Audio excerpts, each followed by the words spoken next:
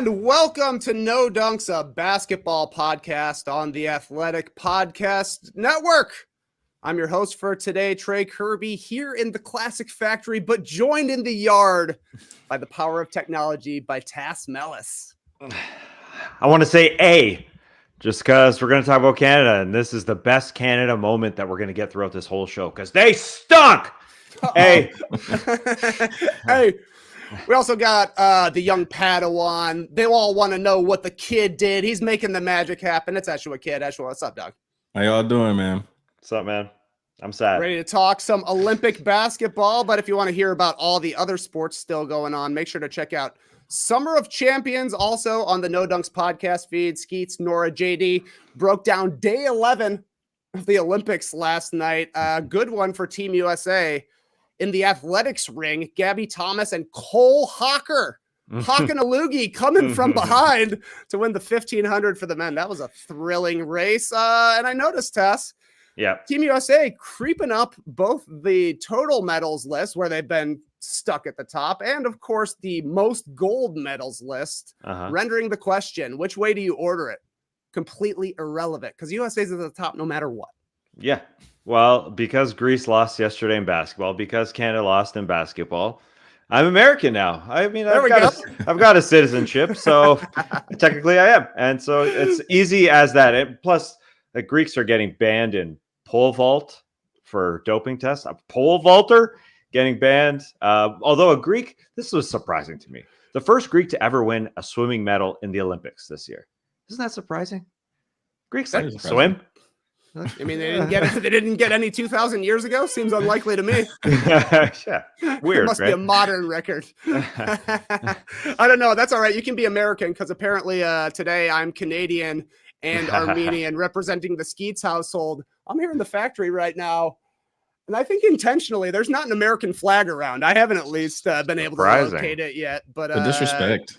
Yeah, maybe I'll leave one behind when I finally leave today. Nonetheless, we're here to talk about Olympic basketball. We got the quarterfinals yesterday. 3 entertaining games, plus the U.S. blowout.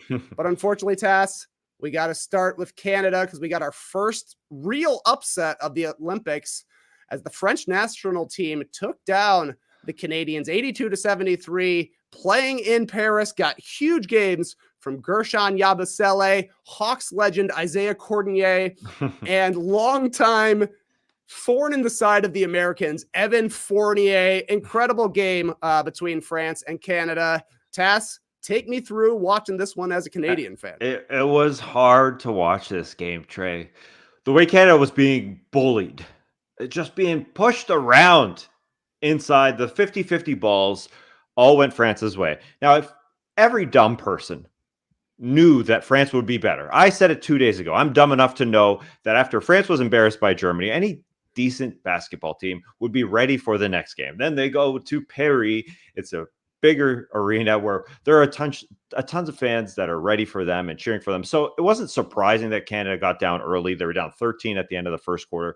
But the way it kept going to be pushed around, them to be pushed around over and over, was surprising. And how they just didn't have the capacity to fight back against those guys that you mentioned. Now, I was dumb enough or smart enough, dumb enough, whatever you want to say, to know that France would bounce back. But I definitely wasn't smart enough to know that Gobert wouldn't be starting, or Fournier wouldn't be starting, or Strazel wouldn't be starting, and Yabusele, Cordonier, and Ntilikina were starting instead. Now, they were doing a great job of guarding the perimeter on the Canada team. They were doing a great job of guarding Shea. We didn't get a good game from Dylan Brooks. That was disappointing. Didn't get a great game from Lou Dort. That was disappointing. But then the bench was where I was really surprised, because the Canada depth is going to be good enough. So when they're being, or I thought the Canada's depth would be good enough, because when they're being bullied around and Matthias Lesort was coming off the bench for the French team, it was just shoving guys around. He looked monstrous. I know in our chat you were saying he looks like a linebacker. Yeah, he looks huge. But the disappointment was really from the bench. Okay, so France wins the second chance points. Fine. Home court advantage. They push everybody around. Did some calls go their way? Yeah, that's what happens when you push everybody around. Okay, expected. Second chance points. But the bench, where Jamal Murray needed to do something, and he wasn't able to win that battle. The bench points in France's favor was very disappointing. Jamal Murray just didn't look like the same guy. He had as many baskets as turnovers, 3 buckets, 3 turnovers. I don't know who that guy was. He didn't look anything like Jamal Murray. We needed an Andrew Nembhard game. He had 18 last game. We needed his freedom, him to just handle the ball a little more and score. And you could look up and down the roster and say, well, it would have been nice to have some of their depth guys like Andrew Wiggins being bigger, good Wiggins being bigger than he actually is, and playing like it and playing tough, or O'Shea Brissett. I know we're going deep here, but it would have been nice to have his minutes. The guy played in the NBA Finals as sort of that big guy. It would have been nice to see him against Lazort, but that's all just an excuse. It was just disappointing not to see enough fight from this Canadian team, not from the get-go, because we'll get through all these games and we saw big leads from every team that we didn't expect to win. But to not get that fight back was disappointing. So that's what it was like. It was just sadness, Trey. It was a lot of sadness watching this game. Yeah, it was the lack of size was kind of the Achilles heel for Canada coming into the tournament, but I thought Skeets nailed it on Summer of Champions. You thought it might be the height of France that was going to take them over the edge in this matchup between Wemby and Gobert. You mentioned Gobert only played like 4 minutes in this game. He apparently hurt his finger, may or may not have had surgery on it, but it feels like the French coach, Vincent Collet, wanted to play a slightly smaller style with 1 center in there and then 4 quicker guys to be able to switch defensively. I do think Wemby had an impact in this game just by being 7'5" and having to draw triple teams, which would open up driving lanes or maybe deter Canada from driving into the hoop. But it was really the wide guys in Yabusele and Lesor who were living under the rim. There's just not a guy for the Canadian team who was able to handle their physicality. When I'm thinking of notable Canadians, Brandon Clark is kind of the name that comes to me as quick enough and strong enough to be able to bang with those sort of 3/4 types. A lot of the Canadian wings are more 2/3s. I think that's even the case with Wiggins. I just don't know if there's necessarily that player out there for Canada with Clark coming off an injury. Maybe he could be that guy going forward, but they just looked very small, and France looked like they knew that they had the advantage on the inside, able to grab rebounds out of traffic. Lesor was grabbing some incredible boards, 4 guys on him. He somehow gets one hand on the ball, brings it to his body, goes to the free throw line and knocks him down. You mentioned all the 50-50 balls going France's way for the most part. Batum was making some incredible saves. Yabusele was generating extra possessions as well. And then they were getting some incredible bailout shots. It was Cordonier in the first half. The guy could not miss. There were so many times when France's offense looked like it was stalling out. It looked like Canada had shut things down on the perimeter, and this guy just hits a bomb. Then late, it ended up being Fournier who hit the real dagger for the French team there, hitting it from deep and then celebrating like crazy. This guy's, of course, a FIBA killer. And then, yeah, you mentioned it, Jamal Murray. I don't know what was happening with this guy. 3 for 13 in this game, just 7 points, 1 assist. You mentioned the 3 turnovers. He played 24 minutes, and that was the problem to me. I would have liked to see Jordi Fernandez give him the hook. You're assuming that Murray is going to be making shots and that him and his shot making kind of cancels out the fact that he hasn't necessarily been a part of this Canadian team the past couple of years. He doesn't have the chemistry that a Nembhard or a Nickeil Alexander-Walker could have next to Shai Gilgeous-Alexander, but the shooting never came around. The guy could not make a layup in the fourth quarter, was turning the ball over like crazy. That was just disappointing to see from him because it cut into the minutes for Nah and Nembhard. Just 3 minutes for Nah, didn't take a shot. Nembhard, 15 minutes, didn't take a shot. Then you had the wing guys, Dort, RJ Barrett, and Dylan Brooks went a combined 3 of 12 from 3-point line. Shai did his part, but the rest of the Canadians didn't really come along with him in this one. So I don't know if this is Canada's like 2004 Olympics moment, the way Team USA had. Definitely a bigger disappointment for Team USA back then, losing to teams that weren't even medal contenders at the time. But it does feel like Canada went as far as they did this year. This is still the first time they've made it to the Olympics since 2000. So still a success in my book, but they want to be much better in 2028. Yeah, the expectations were higher this year than they were in 2000 when they lost to France back then because they had way more guys around Shea Gilgeous-Alexander, it felt like, than Steve Nash had back then. But yeah, Wiggins didn't show up for whatever reason. They made that deal with Golden State. It would be nice to see Zach Edey here in the future just because he is bigger. I think O'Shea Brissett would have made a difference like he did in the finals a little bit for the Celtics against the Mavs. But the Jamal Murray thing was supposed to be the answer, supposed to be the key. Fourth quarter, this guy who's won a championship. But I mean, it's sort of like the playoffs from this year for Jamal Murray right now, because in the playoffs, he came back late before the playoffs, and Michael Malone, head coach of the Nuggets, was so excited. Look at this guy. He's back. He's Jamal Murray. So he should be back to himself, but he wasn't great in the postseason. Then it is a little different here when it comes to the tournament, but he missed a lot of the games pre-tournament. And then in the tourney, he hasn't had a lot of history as well with Canada playing recently. Anyways, he hasn't played for them for a long time. So then he looked poor. He didn't look like himself, as you said. I mean, he was throwing bombs at his own team the way he was like, he just didn't know what to do at times, overpassing. It just didn't look like Jamal Murray. So those were heartbreaking for sure. Yeah. And it is a lot more heartbreaking than in 2000. It's different than the USA coming in thinking they should win by 25 each game and losing to Puerto Rico back then and Lithuania. But this ain't it. This ain't the 2000 Canada team, because Canada has so many good players now. So the expectations are definitely higher, and just super, super disappointing.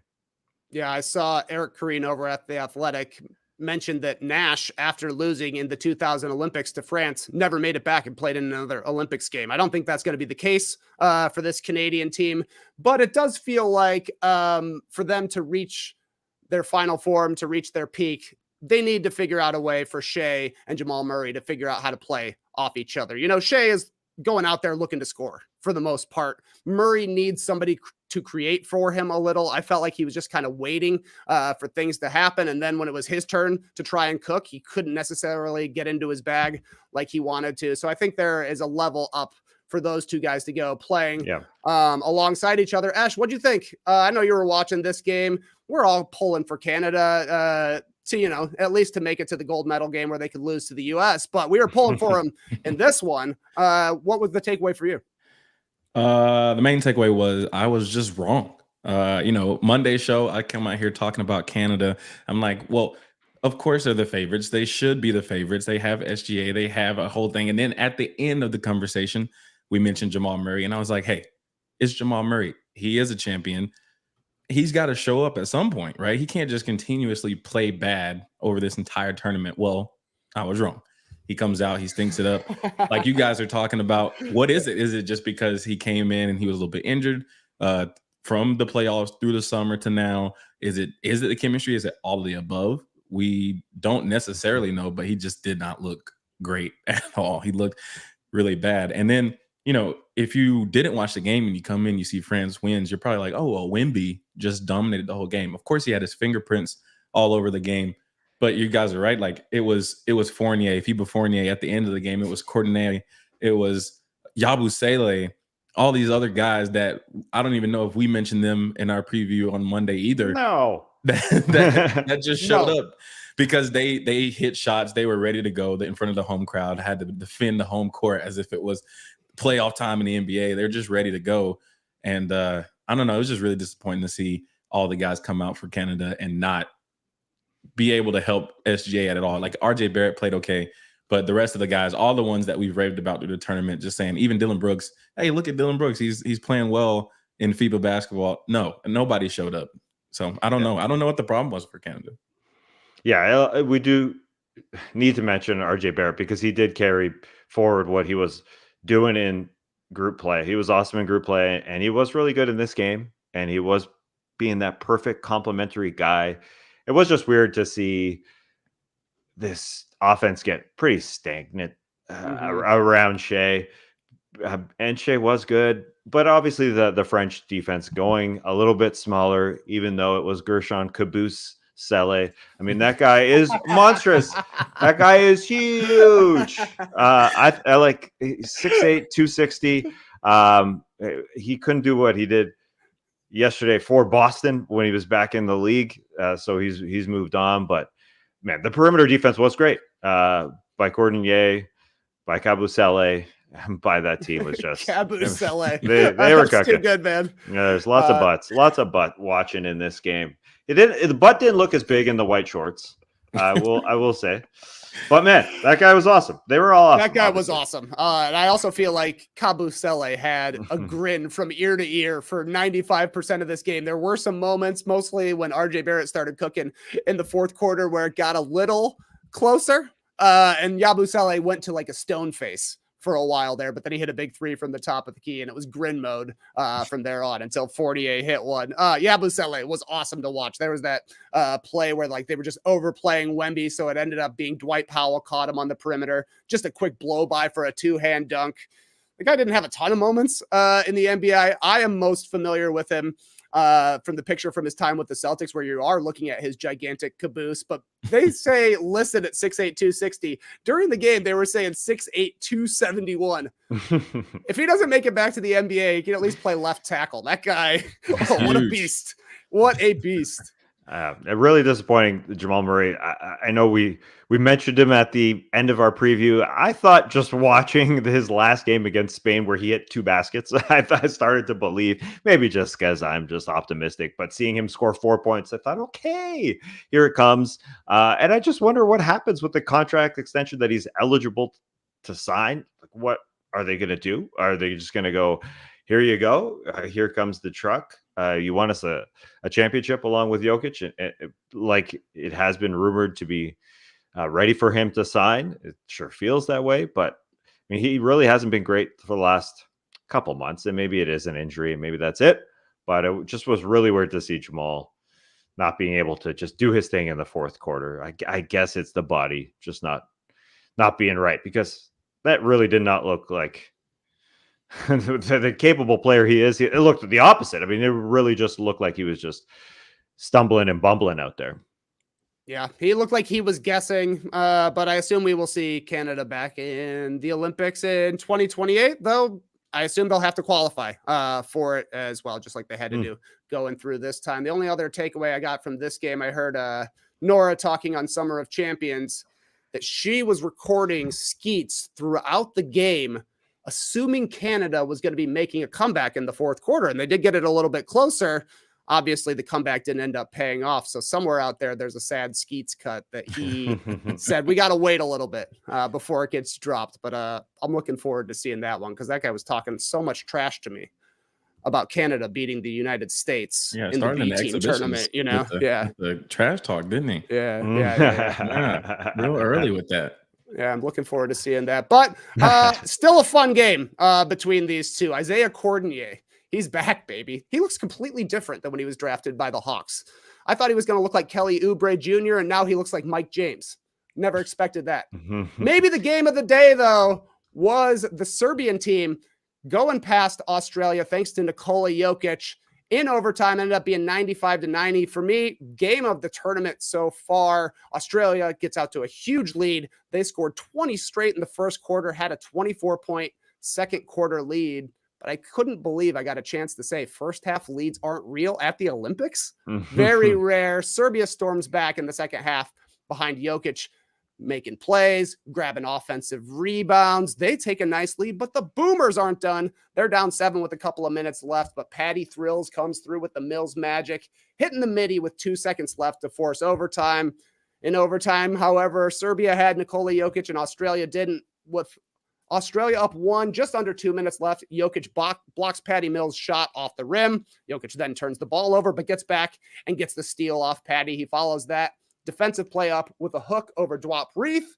Got the defensive rebound on the other end. Hits the Sombor shuffle, fade away, cash with 25 seconds left. Serbia up 3. The Slob Wizard comes in to inbounds the ball for Australia and turns it over. It's Joe versus Serbia, advancing to the semifinals over Australia. Great game, Tass. How'd you like watching this one?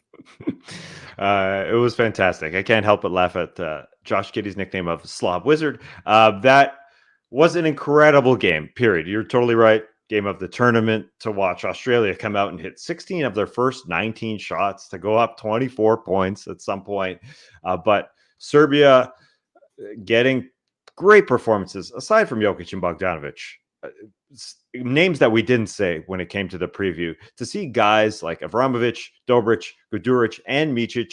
Oh, we said his name for sure. All double figures in regulation. All four of those guys to go along with Jokic. Yeah, he ended up having 21, but it wasn't take over Jokic. He wanted those guys. Those guys were running the offense a lot of the time, and he was just being the sort of the secondary playmaker. So what performances from those guys to get them to a point, like you said, that ball that he hit off the rim was so key, but it was also Patty Mills missing a layup to put that ball off the rim. Like he got Jokic outside, a minute 45 left in OT, one-on-one, and he went right by him and he had a layup attempt. They would be up 3 points if that ball didn't just roll off the rim or bounce up, and it was going to go in. I should mention that, but it hit the rim and it looked like that ball was going in, but Jokic just took it out, which was an extremely smart play. But what a finish, because then Jokic loses the ball at the other end.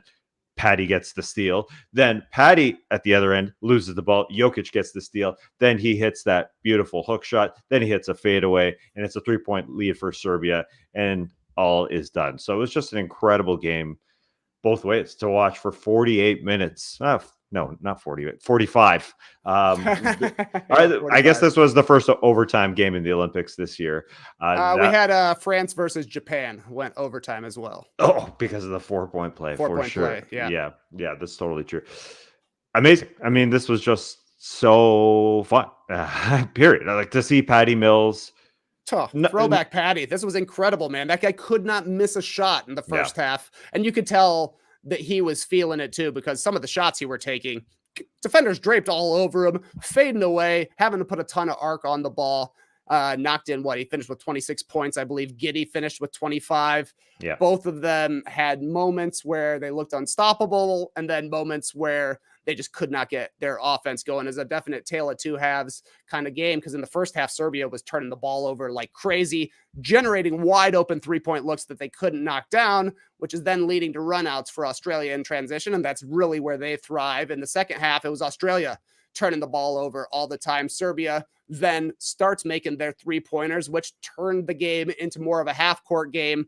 And when that's the case, I thought Serbia had the advantage, having Jokic and having Bogdanovic. Though Bogdan didn't have a great game, there were definitely times where it felt like Serbia was forgetting about Jokic, and Australia was able to make their comeback. But I was really impressed with all the role players for Serbia as well. In particular, Avramovic, who I thought his energy really changed the game. In the second half, he was driving to the hoop, finishing layups, but also bringing it defensively against Giddey and against Patty Mills. Really, really fun game. McVay was big in the fourth quarter. Patty Mills, awesome throwback. But sometimes one team has the MVP and the other team doesn't. Jokic put the team on his back and said, we're going to the semifinals.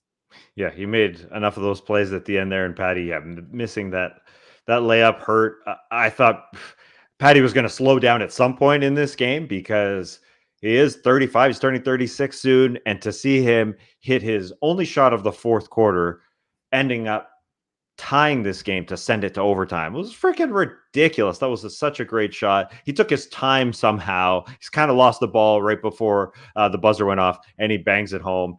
A pretty shot. Everything good there in the factory? Whoa! Hey, there's JD. There's JD. We got us a USA flag here. Yes. Thank you, JD. USA. Very, very funny. JD just always putting in work, no matter what's happening. So to see Patty be able to do that, his first basket of the fourth, I just thought he was going to slow down at some point because he was hitting everything. And then, right at the end of overtime, I guess is where he slowed down because he just rolled it off the rim. But also, Josh Giddey is such a weird character to watch at times. Like, he is more comfortable now in an Australia uniform, and he will be in Chicago, than he was in OKC, just because he handles the ball more. And so I think he's going to be that type of player in Chicago. He dropped 25, but he is also going to be the player that I think leads the NBA social media stats in two different ways.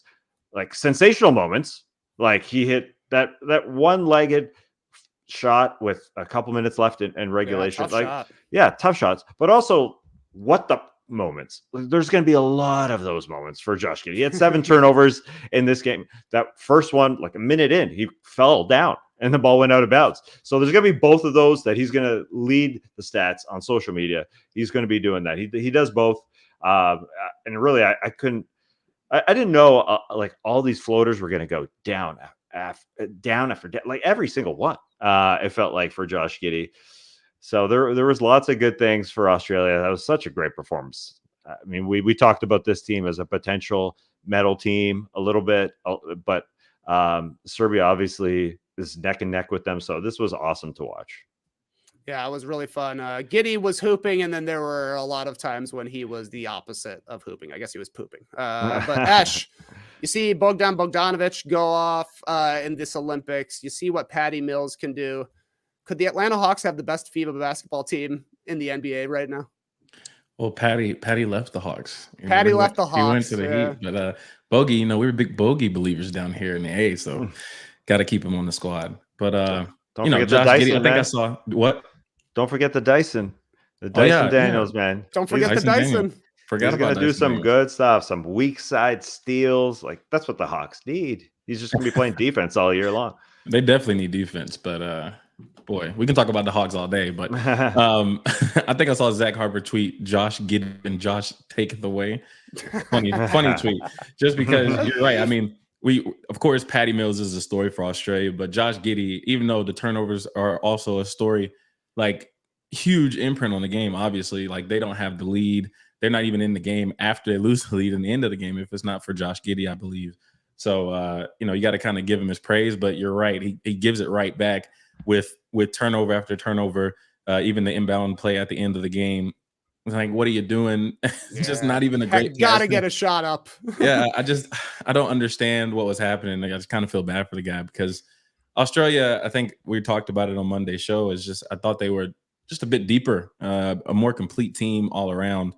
And but I think you nailed it when even though you might have all the players, whoever you got on your team, if you don't have somebody like Jokic, the MVP of the league, there's nothing really you can do. Yeah. So I think Jock Landale fouling out and not being a part of overtime kind of is a big deal. Maybe he didn't guard Jokic as great as maybe Taz was hitting that from the Phoenix Suns playoff days, but he had a pretty decent game, and just not having that size out there in the overtime period, I think it was a big blow for Australia, not being able to kind of get some of the boards and help put the game away or keep it. Yeah, if Landale, I don't think necessarily Landale's stopping Jokic in those situations there, but I think he at least has a better chance than Dwaprith did. Jokic at one point had a rebound where he just grabbed it with one hand, never touched it with the other ones, and put it right back up. I thought only my friend Adam Hansen did that against grown men, but apparently Jokic can pull it off as well.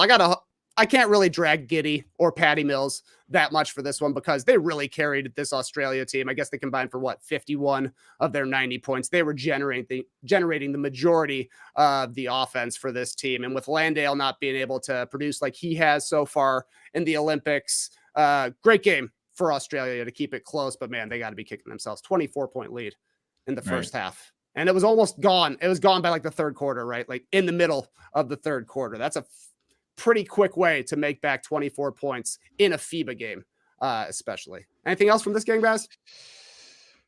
No, it's a lot of disappointment from the Aussie side. Yeah, the way Jock Landale just gave the other team a foul. I mean, just fouled Jokic like early in this game to put him into foul problems, like because you only get 5 and you get ejected and you're done in this game. So that was a weird one. But obviously, so many guys like Will Magnay doing a good job against Jokic, and then Landale got his last few minutes against Jokic in the regulation. He poked one away from him with 3.5 left, and they doubled him. But they just they got so many great efforts. They just couldn't do it. They had so many guys doing great things, except for Josh Green, which is really weird. He had a bad tournament. Oh, he didn't play yesterday because he's been playing so poorly.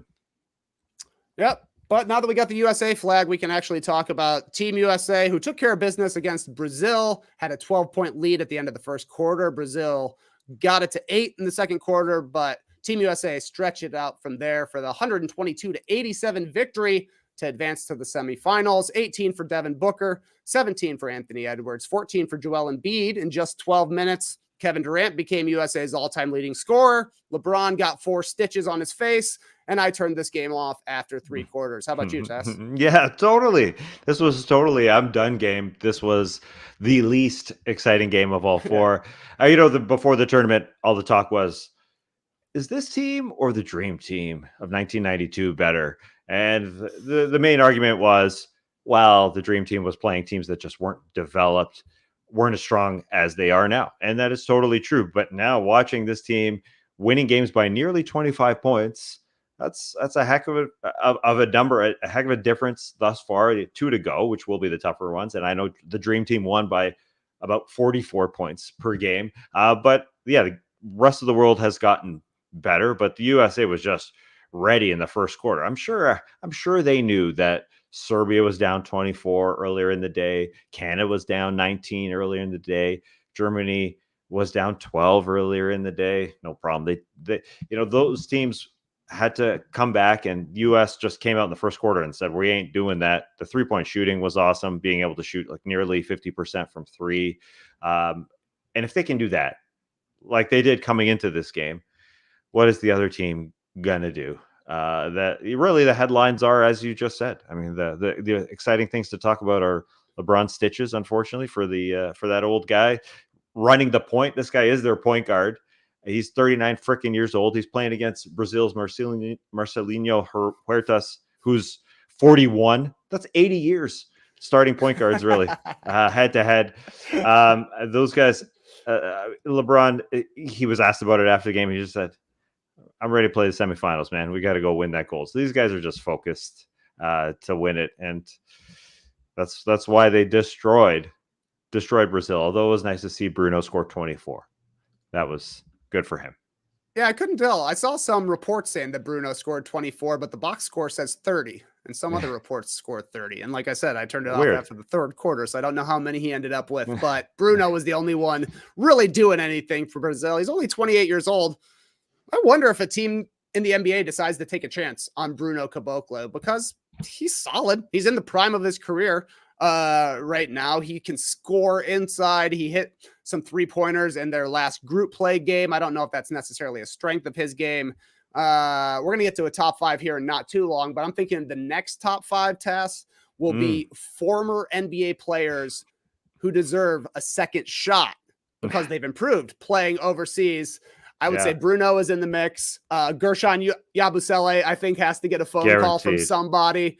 I don't know who else. So let us know in the stream team, but maybe a Bonga, maybe a Papagiannis. I like that guy in international play. There's another Papa for Greece, Nicolau as well. Call him back. Let Eric Reed say his name a few times. I don't know. There are some players out there who've played well enough in this tournament that I think they could get a call from an NBA team, and Bruno is at the top of the list for me. As for the USA, I was really impressed with Devin Booker. You mentioned the 3-point shooting. He hit 5 of them, scored 18 points, the most on the team for Team USA, and I was happy to see that for him, because to me, Booker has been the guy who has been the best for USA so far, turning the volume down on his game. Like, he's really become a role player for this team. He runs in transition, he shoots wide open threes, and he moves the ball. He's had really good assist numbers throughout this tournament, but in this game, he had to be a scorer. He put up a ton of points. And like you're saying, the 3-point shooting for the U.S., if they're hitting threes, they're a really, really tough team to beat, especially looking forward. Serbia is a streaky 3-point shooting team. You saw that against Australia. Great in the first half. I was happy to see Devin Booker hooping out there. For sure. It was good to see Anthony Edwards come off the bench with another 17-point. The thing is, this bench, when they come off and they want to play NBA ball, that's where it's going to be their game to lose, really. If they don't play well coming off the bench, that's to me the only way that Serbia is going to win. We'll get to that in a second, but Edwards now leads the league, or at least the team in scoring, I should say. And he's going to be the redeem team Dwayne Wade, I think, like leading the team in scoring, even though he's coming off the bench. And speaking of Dwayne Wade, he did say earlier while he was calling a game in this tournament, I think we talking about the Utah Jazz, have a 10-day available. Why don't we sign this guy? So he's throwing them out there. So maybe he says that for Bruno Caboclo. I don't know, but I should call my mistake and say that I thought Dwayne Wade was done for calling games, but he was calling games on this day. I guess when he said that I'm going to, quote, Papa Nicolau out of here, he said he was done. But I guess he was just talking about Lille, France, and he was going to the big city because the tournament moved to Paris. But yeah, he was having fun. Saw some photos there. I guess he was just ready to have fun. And I guess I was starting to question, because there were some events where NBA players went to and Olympic players went to. And I thought, well, maybe they're gonna party and not be focused. Yeah, I'm an idiot. Obviously, they're ready. They were super duper ready, and they're ready for the semifinals. Yeah, Dwayne Wade was back in the mix at one point. Anthony Davis hit a layup.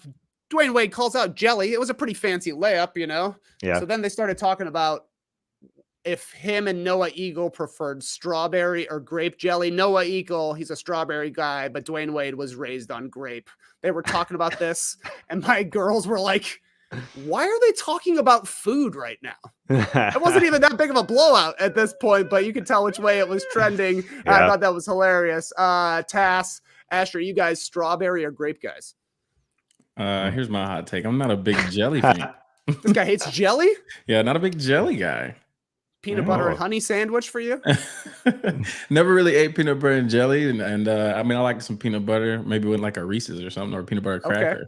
But yeah, not all right. So guy. No jelly for Ash. What about you, Tass?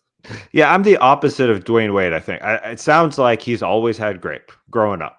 Yeah, and I've always had strawberry, so I'm definitely team strawberry. I got these new protein bars that have peanut butter and strawberry jam in them. I'm ready for there we go. Yeah, that's all right. You know, I was probably a grape as a kid, and now that I'm a grown up, I would choose strawberry. But if I'm choosing, I'm definitely going raspberry jam. Ooh. Bon Mamams, raspberry jam. A little seedy, little crunchy, but still delicious. Joel Embiid had his best game in this one, 14 points in 12 minutes, hit 3 threes, did a DX crotch chop that he's worried he'll get fined by the NBA for. I don't know if it's allowed in international play. And then I'm convinced LeBron was playing left-handed in this one. His first basket was a left-handed layup on the right side of the hoop. His first 3 assists were all dishes with his left hand. Eventually got popped in the face by DePaula there, got 4 stitches. I don't think, did LeBron play in the second half? I don't remember. Embiid, I know, didn't play in the second half. They said he had a minor rolled ankle, but should be good to go in the semifinal against Serbia. Yeah, we got one more. Broad played in the second half, just to mention that he got a couple assists in the second half. Like he had, or maybe just one. He had 8 in the first half because he was awesome. It is awesome to see, the Olympic bench jumping up for him when he's landed in with his left hand, or when he gets hit by the head. Like they're definitely supporting him. And I don't know if they're supporting Joel Embiid's DX symbol or whatever that is, the Triple H symbol. I'm more of a Triple H guy. But here's the question: DX or Triple H? I'm Triple H. I don't know. Did he? Was he the same guy? Yeah, he was the head of DX. Oh, him and Shawn Michaels. Michaels, Mr. Ass, Billy Gunn.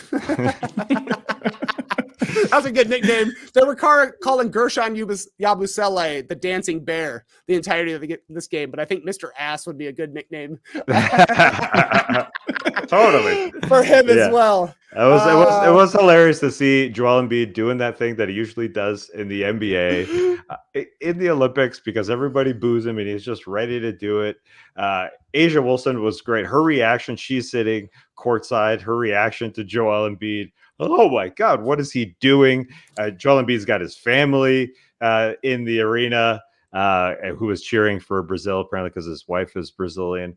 Yeah, it's funny to read all these things here after the game. But this was something we did talk about in the preview, about Joel Embiid having his best game in the last game of the group play and seeing if that would roll in to elimination time. And it did. He was 14-7, as you said, Trey, in 12 minutes. And now he gets to play Jokic. So that'll be fun.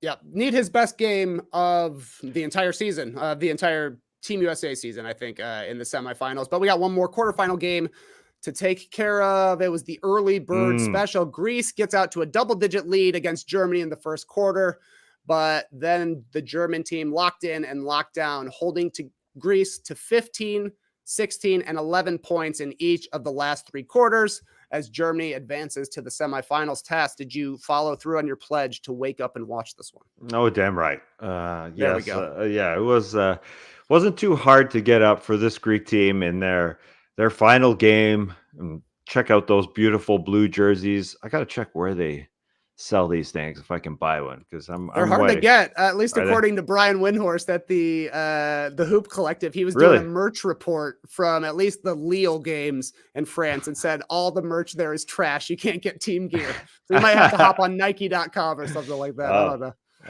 I'm in.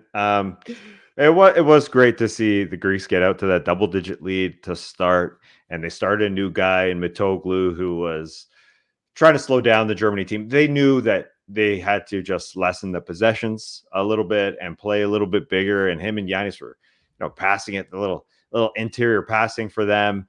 But yeah, Greece couldn't hit those threes. They did struggle. They were the worst team shooting the 3 in this tournament.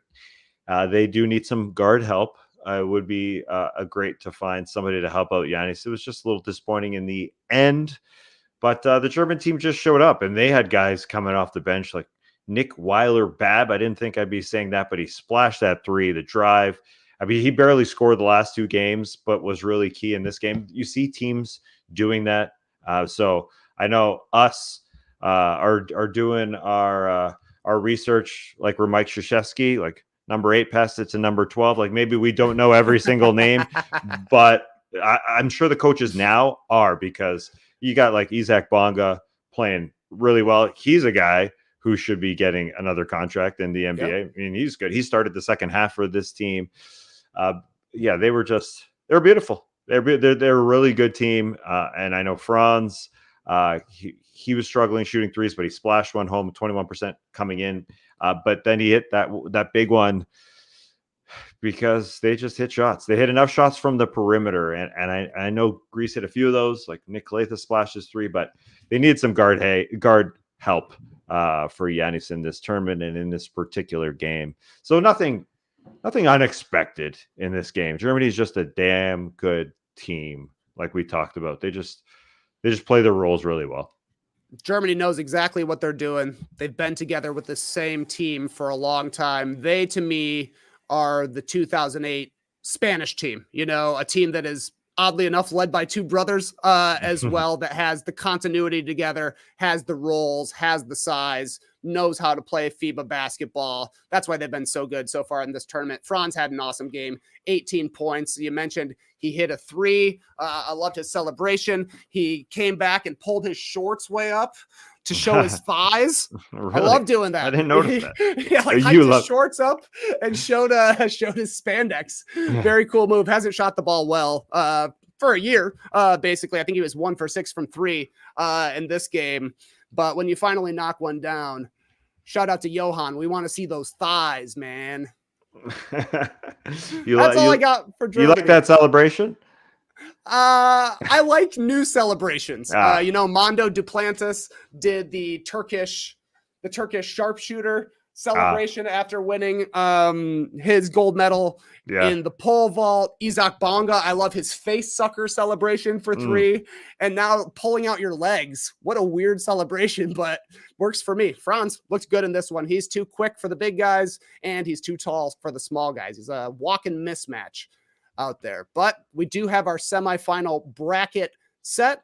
Starts tomorrow at 11:30 a.m. Eastern. France versus Germany should be an absolute banger in that one. That's followed by USA versus Serbia, the 3rd time they've played this summer. USA has handled the first 2 matchups pretty easily, though. You're not getting the full Serbian team, I didn't think, in either of those games. That one's at 3 o'clock.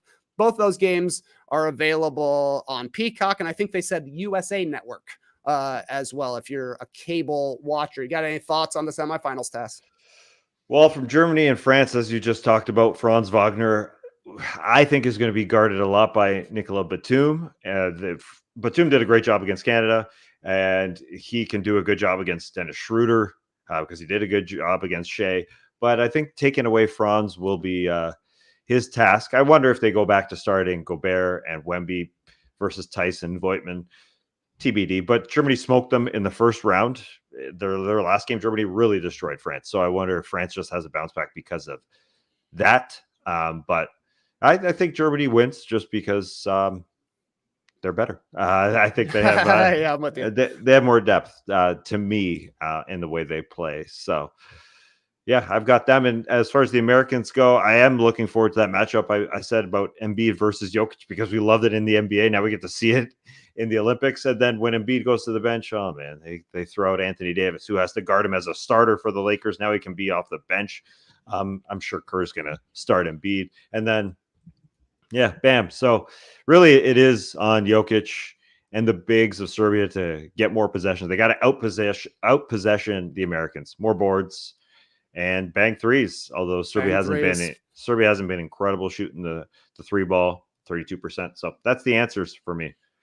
Yeah, I think you're right. It's hard to beat a team 3 times in a row, but USA has handled Serbia pretty well. It's kind of odd that both of these semifinal matchups are rematches of games that we've already seen in group play. France and Germany, I guess that was their last game of group play, whereas USA Serbia was their first game. I'm going to take the same winners from the original. So I'm going to go with Germany and I'm going to go with the USA, but I assume that the point differential will be closer in both of those games. What do you think, Ash? You rolling with Germany, USA, looking like our gold medal game? I would love to say Germany, and I'm probably going to pick them. But, I said the same thing the other day about Canada being deeper and having a little bit more experience and all that stuff. But at least with Germany here, they really got everything figured out. So they'll probably beat France. And then on the other side of things, I heard Joe Varden from the Athletic saying the same thing you're saying. It's hard to beat a team 3 times, but it's the USA. So I feel like they're going to handle it. It'll probably be a lot closer than it was before in both that one and did they play an exhibition before? You said, right? So yeah, they did. Yep. Hopefully, they'll pull it out and won't be any scares for us Americans over here that Team USA is going to let us down or anything like that. I'd like to at least see the game be close in the fourth quarter, so that they have to go out and take the win and get the win in the fourth quarter. So they're not rolling up to play for instance, a German team in the gold medal game. It'll be very similar to like the 08 Olympics where you're getting your best game, your best opponent in the finals. I mean, obviously that's how a bracket works, but it'd be nice to get tested a little bit before going up against an incredible German side. It should be fun. I think we're planning on getting some playback action in. Am I right, Tassie, for the USA versus Serbia? Oh, for sure. It'll happen. USA Serbia. It's on the USA Network, so I can't wait to watch it on the USA Network. I never watch anything on the USA Network. Not never. Very often. No. I'm like trying to think of a rerun to make a joke here, and I can't even think of what's on a USA rerun. Well, do they still have American Gladiators? I don't know. I don't know. All I can think of USA shows like the older ones, like Psych, Suits started there, but that's all Netflix. There you go. So I don't know if you can find a pun in there. Monk was on there. I don't know. So do they have any shows Malik that had more than one name? More than one name? Psych, like one word. Suits, Monk. Suits. Necessary Roughness. That was a show on USA. Oh wow. Yeah. Wow. Well, from a top 4 USA shows that Eshua can remember to a top 5. Let's go. Top 5, top 5, top 5. Top 5, top 5, top 5. Top 5, top 5, top 5. What a transition. Beautiful transition, Trey. Uh-oh, are we having some tech problems right now? Or is that Great just me? Here. There he is.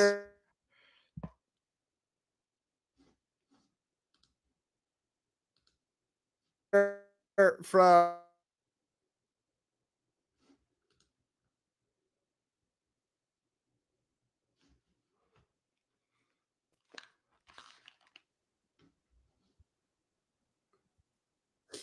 Hey, Trey, we Am I here. still We here. here? We here. Yes. Freaking Start. out, man. You can just start it up again. Right. You can start this top 5 right where you would have. Man. All right. Am I still? You come in, you come out. You come in, you come out. You go into the factory to make sure everything's Now I running think well. I'm back. Now I Okay. think I'm back. Pierre Yes. Publico Sounds like mentioned it. that Jag was on USA. I don't know what's going on over here. I'm still hearing Yeah. music, but it's all good to me. I think you may be back. Listen, a lot of people like Because suits. now I think we're caught up. Yeah, I think so. I think we are caught up. Now I think my computer is not freaking out too much. All right, here's your top again, but this is NBA player. Oh, now I gotta make sure I'm. All right, 1 second. Now I'm gonna definitely record it, and I'm gonna pick up. Ash, this recording is gonna look crazy, bro. I gotta apologize to you in advance. All right, now I'm actually recording, so this can pick up right after top 5. These are your top 5 NBA players at this Olympics. I'm focusing on this Olympics. NBA players at this Olympics who raised their game in international play. I'm going to go through it quickly. All right. Because things are freaking out over here. Number 5, Kevin Durant.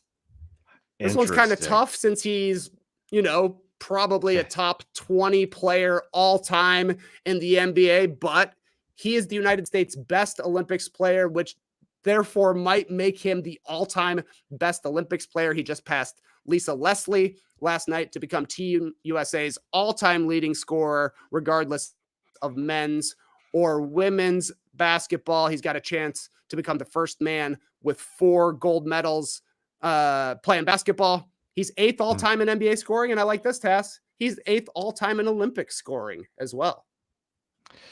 Yeah, that list that they showed yesterday to see Oscar Schmidt, Manu Ginobili, all those names that are ahead of Kevin Durant. I just wonder, since Kevin Durant is now number 1, is he going to go home?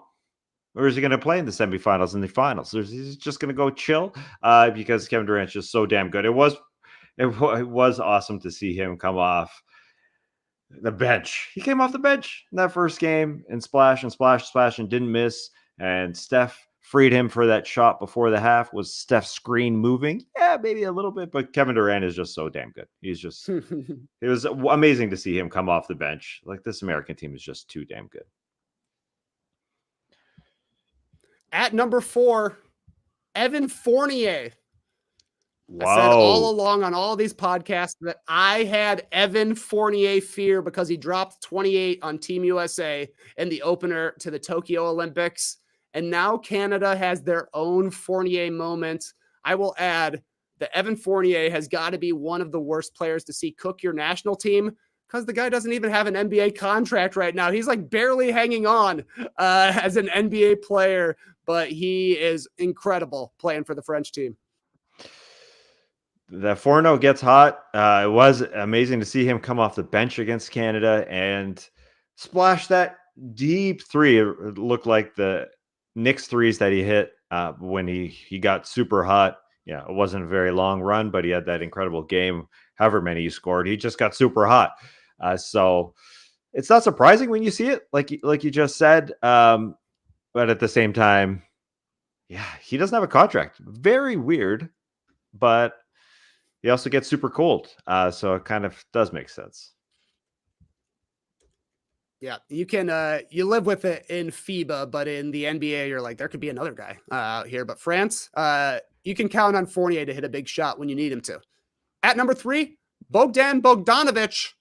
He's a good 6th man for the Hawks, but he is the man for Serbia. He became Serbia's all-time leading scorer in international play during yesterday's game, averaging 18.5 per game so far.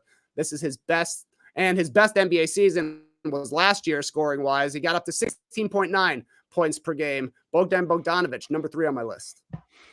And he's hilarious after the games. He does media at the Olympics. And he said, yeah, Jokic isn't doing media because you don't get fined like you do in the NBA when you don't do media. He does it there because he doesn't want to get fined, but he's not doing it here. Jokic literally not talking to anybody, but Bogdan doing his job.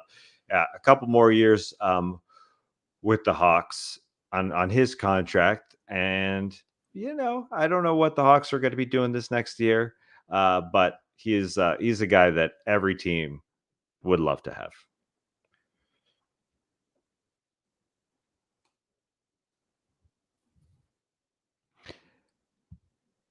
Is Trey there? Yeah. Well, yep. Yeah, glitch time. At number 2. You're back, Trey. You're Trey. I think you're back. I think too slow. Oh, this is too funny.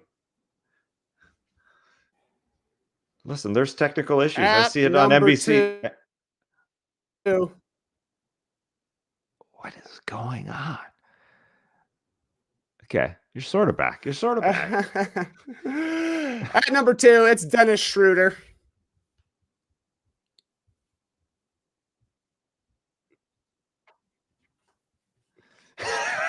Where are you, Dennis Schroeder? Ash, have fun editing this one. Number 2 is Dennis. He finished second in MVP of.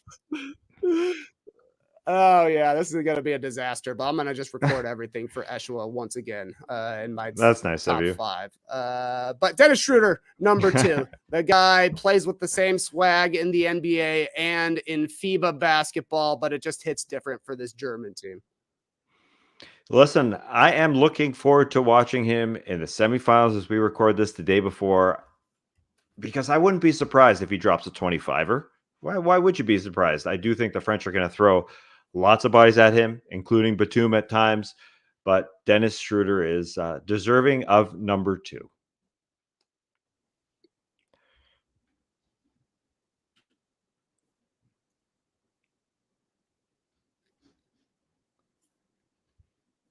Oh my goodness. What a mystery. Am I still here? Yeah. It keeps telling me my disk is too slow. My disk is too slow, or else I'm overloading my system. I can't tell which it is, Tess. It's bad news bears either way. That's all right. I'm going to have to re-record this as a short. Number 1, it's FIBA Patty. Patty Mills of the Australian team.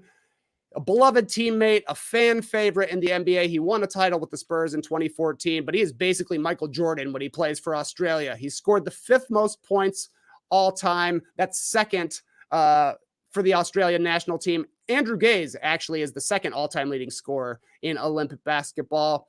Patty also led Australia to bronze in Tokyo, and that is the only time that the Boomers have medaled. Well deserving. Patty is phenomenal. I see Pierre Publico here on the stream team asking, Giannis's only Olympics appearance was this year. So yeah, you got to go somebody who's been there many, many times. But that says more about the Greek team, which has dropped off since their fantastic win over the USA nearly 20 years ago. Things have gone bad for them. So this is Giannis's first time. I mean, the last time they were there, he was a kid. So yeah, Patty wins.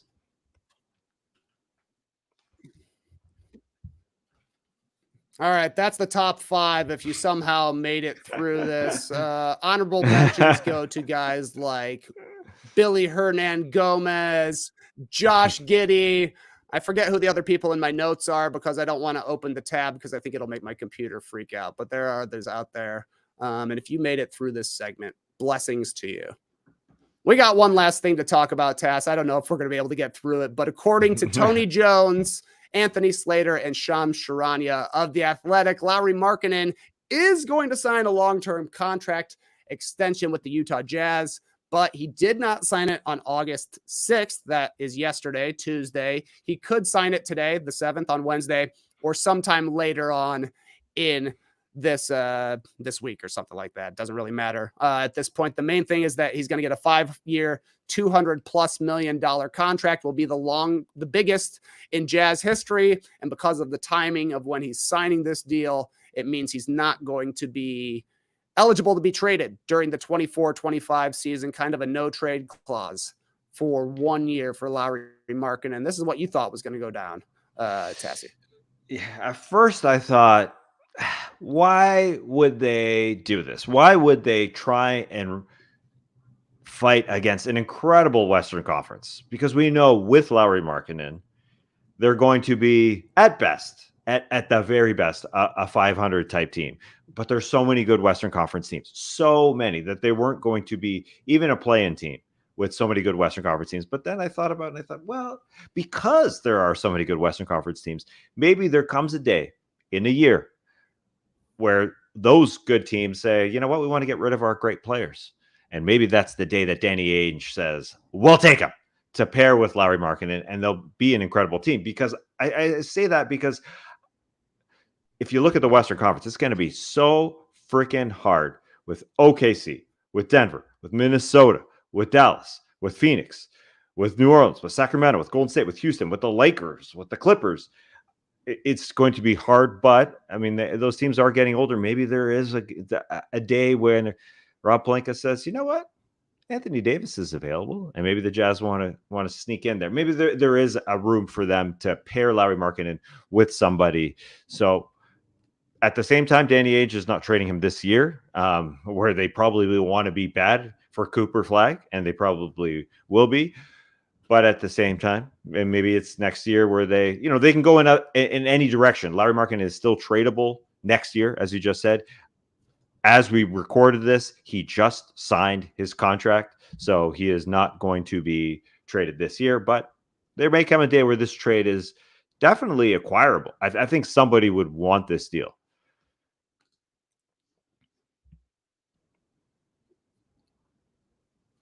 Yep.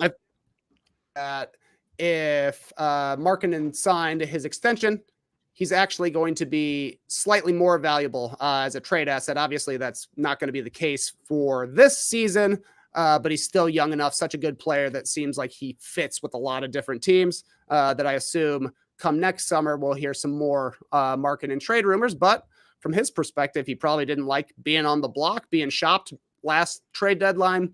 This offseason, now he has not only the security of a 5-year contract, he knows where he's going to be living for at least a year. And apparently he loves being a Jazz man as well. My main takeaway from this, other than good stuff for Markkanen and the Jazz, is what are the Warriors, the last big deal that Golden State could make to bump their team up a little this year. Now it's not an option. So I don't know. I've seen Jeremy Grant's name thrown around. He seems to be the next guy that teams are going to be chasing after. So yeah, we'll see what the Warriors end up doing. You got anything else, Tass or Ash? You want to carry this while my computer's freaking out? I got nothing to add. I did not even say that Memphis is part of that really, really tough Western Conference. I didn't mean to do that, but a stream teamer, optimistic Bulls fan, said, you forgot Memphis. Yeah, this Western Conference is absolutely stacked. Esh, I will say, I think you can just let that top 5 just roll into the podcast form. I think you can just roll it, just let it go. It'll be fun. It'll be really fun for the listeners out there. But now you got to cut a top 5, and I don't think you even have to touch. There was a little hitch there in the Lauri Markkanen talk, but I think you can just leave it as far as the podcast goes. Anyways, enough of me just trying to verbally edit over here. I love it. Well, verbally edited. So yeah, we got playback tomorrow for the USA versus Serbia game. Summer of Champions will be back tonight at 7 p.m. Eastern. I don't necessarily know what's going on in the world of the Olympics right now. I know they were talking speed climbing last night. Oh my God. I saw That's a some weird title. Skateboard in a bowl was pretty cool to watch. There's still a lot of stuff going on. And then Friday is our next podcast. So a couple of games tomorrow, and then Tass, Jeshua, and I will be back on Friday to talk about what happened in the semifinal and set up the gold medal and bronze medal games. Cool. Clipper Bros. You heard it here first. Have a great time. Turn up. Love you guys. Awesome. Thanks for joining us. I remember I got 2 quotes now, just because you reminded me of sport climbing as a sport in the Olympics. It's called sport climbing. That's really weird to me. It's fun to watch. It's 2 people racing up a wall.